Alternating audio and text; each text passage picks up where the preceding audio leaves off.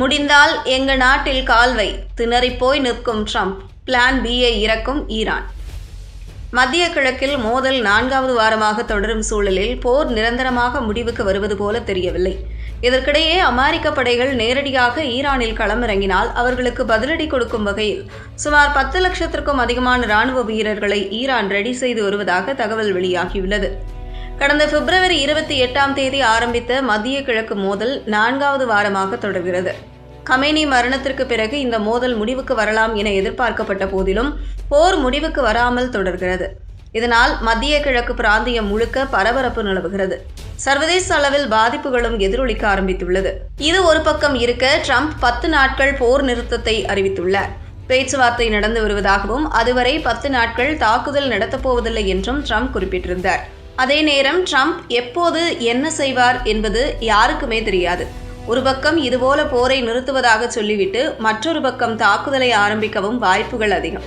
குறிப்பாக இதுவரை ஈரானில் வான்வெளி தாக்குதல்கள் மட்டுமே நடந்து வந்த நிலையில் அங்கு அமெரிக்கா நேரடியாகவும் தனது படைகளை இறக்கலாம் என சொல்லப்பட்டது.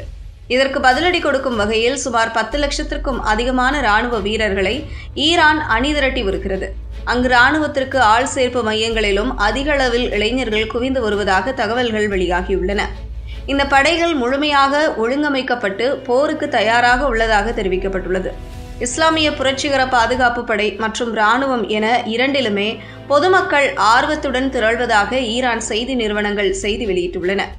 ஈரானில் ஒருவேளை அமெரிக்க படைகள் களமிறக்கப்பட்டால் அது அவர்களுக்கு வரலாறு காணாத ஒரு நரகத்தை உருவாக்கும் என அந்நாட்டு ஊடகங்கள் செய்தி வெளியிட்டுள்ளன.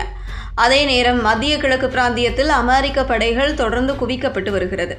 ஏற்கனவே அங்கு ஆயிரக்கணக்கான கடற்படையினர் உள்ள நிலையில் வான்வெளி பிரிவின் கூடுதல் வீரர் இன்னும் சில நாட்களுக்குள் வந்து சேருவார்கள் என்று எதிர்பார்க்கப்படுகிறது. ஒரு பக்கம் பேச்சுவார்த்தை நடந்து வருவதாக ட்ரம்ப் சொன்னாலும் அதை ஈரான் திட்டவட்டமாக மறுக்கிறது. பேச்சுவார்த்தை எதுவும் நடக்கவில்லை என்று சொல்லும் ஈரான், அமெரிக்க வீரர்கள் தங்கள் மண்ணில் இறங்கினால் கடுமையான பதிலடி கொடுக்கப்படும் என்று திட்டவட்டமாக கூறியுள்ளது. இதற்காகவே ஈரான் தனது இராணுவத்தை வலுப்படுத்தும் நடவடிக்கைகளில் இறங்கியுள்ளது. மத்திய கிழக்கு மோதல் காரணமாக ஏற்பட்டுள்ள மிக மோசமான பாதிப்பு என்றால் அது கச்சா எண்ணெய் மற்றும் எல்பிஜி சப்ளை பாதிப்புதான். ஹார்முஸ் ஜலசந்தியில் வழக்கமான கப்பல் போக்குவரத்துகள் நடப்பதில்லை. அங்கு இந்தியா, சீனா உட்பட 5 நட்பு நாடுகளின் கப்பல்களை மட்டுமே அனுமதிப்போம் என ஈரான் சொல்லியுள்ளது. இந்த கட்டுப்பாடு உலகெங்கும் கச்சா எண்ணெய் சப்ளையை பாதித்துள்ளது. இதுவே விலையேற்றத்திற்கும் வழிவகுத்துள்ளது. இங்கு நாம் இன்னொரு விஷயத்தையும் கருத்தில் கொள்ள வேண்டும். அதாவது கச்சா எண்ணெய் விலை உயரும் போது அதோடு நின்று விடாது. பெட்ரோல், டீசல் விலை, அத்தியாவசிய பொருட்கள் விலை என அனைத்துமே எகிரும். எனவே போர் எவ்வளவு சீக்கிரம் முடிவுக்கு வருகிறதோ அந்த அளவுக்கு அது உலகெங்கும் நன்மையை கொடுக்கும்.